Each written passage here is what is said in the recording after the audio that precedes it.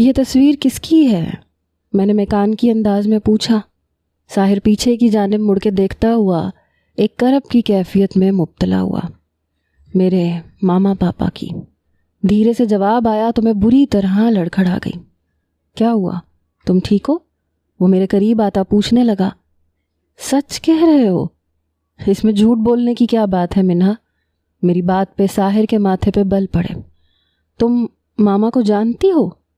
ہاں، یہ میرے پاپا کی بہن ہے اور انہوں نے بھاگ کے شادی کی تھی کسی سردار سے۔ میرے باقی کے الفاظ میرے منہ میں ہی ادھورے رہ گئے۔ یعنی آج میں اسی دوراہے پہ لا کھڑی کر دی گئی ہوں جہاں 27 سال پہلے میری پھپھو کو کھڑا کیا گیا تھا۔ کرب سے میری آنکھوں سے آنسو بہنے لگے۔ کیا مطلب؟ کیا کہنا چاہ رہی ہو تم؟ آپ جانتے ہیں آپ کی ماما کے ساتھ کیا ہوا تھا؟ کیا کیا تھا اس خاندان نے؟ میں تلخ ہوئی۔ میری ماما کی ڈیتھ ہو چکی ہے اور میں کچھ بھی غلط نہیں سنوں گا ان کے بارے میں۔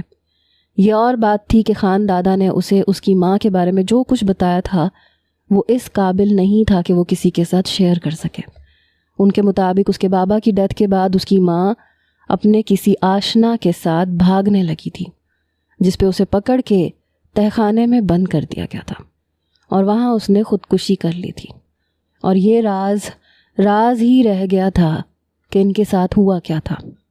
لیکن میں جانتی تھی کہ وہ آخری لمحوں میں اپنے بھائی سے ملنے آئی تھی اور میرے پاپا نے پھپھو کی ساری بات مجھے بتائی تھی۔ لیکن میں یہ بھی جانتی تھی کہ ساحر علی خان کو بتانے کا کوئی فائدہ ہی نہیں ہے، کیونکہ وہ میری بات کا یقین ہی نہیں کرے گا۔ کیا جانتی ہو تم میری ماما کے بارے میں؟ وہ پھر سے پوچھنے لگا۔ ساحر، آپ مجھ سے پیار کرتے ہیں؟ مجھے پہیلیاں پسند نہیں ہیں منہا۔ کیا کہنا چاہتی ہو؟ صاف صاف کہو۔ وہ کچھ متفکر ہوا تھا۔ پھر کیا میرے لیے ایک چھوٹی سی بات نہیں مان سکتے؟ میرے دوسرے سوال پہ وہ ضد ہوا تھا۔ کیا کہنا چاہتی ہو تم؟ صاف صاف کہو منہا۔ مجھے حویلی میں نہیں رہنا، میں نے تڑپ کے اس کے قریب ہوتے ہوئے کہا۔ حویلی میں نہیں رہنا تو کہاں جانا ہے؟ اس کے ماتھے پہ 2 بل پڑے۔ ساحر، کہیں بھی لے جاؤ، جہاں لے کے جاؤ گے میں چل پڑوں گی، ایک سوال بھی نہیں کروں گی، بس اس حویلی سے مجھے نکال دو۔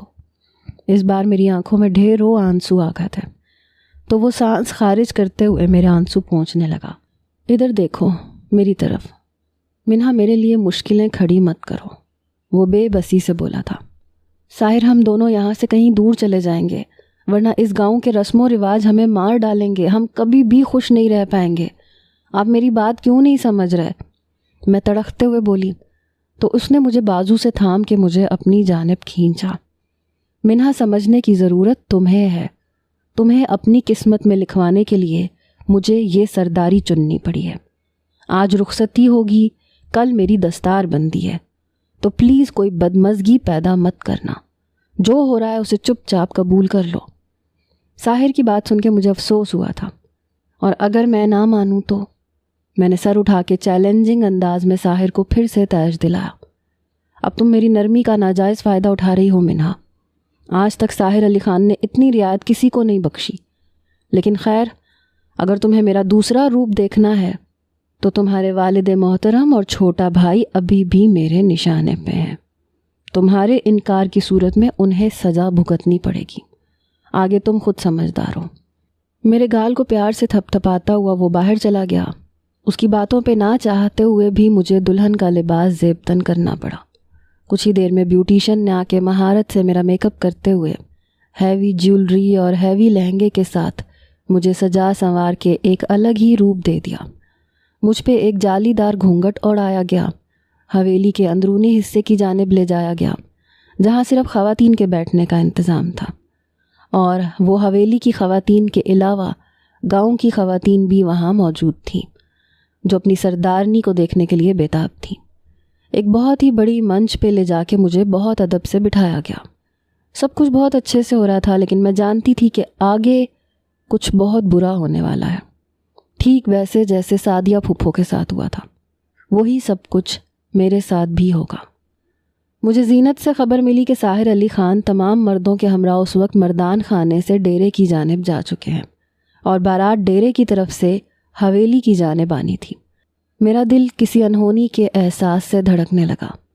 آنکھیں میچتے ہی مجھے ساحر یاد آ رہا تھا، جو آج دلہا بنا بہت سارے لوگوں کے دلوں پہ بجلیاں گرا رہا تھا، اور خاص کر اس بات نے پورے گاؤں میں ہلا مچا دیا تھا کہ اس نے اپنی منگیتر کو چھوڑ کے ایک عام لڑکی کا انتخاب کیا ہے۔ لیکن ساحر علی خان جانتا تھا کہ وہ لڑکی کتنی خاص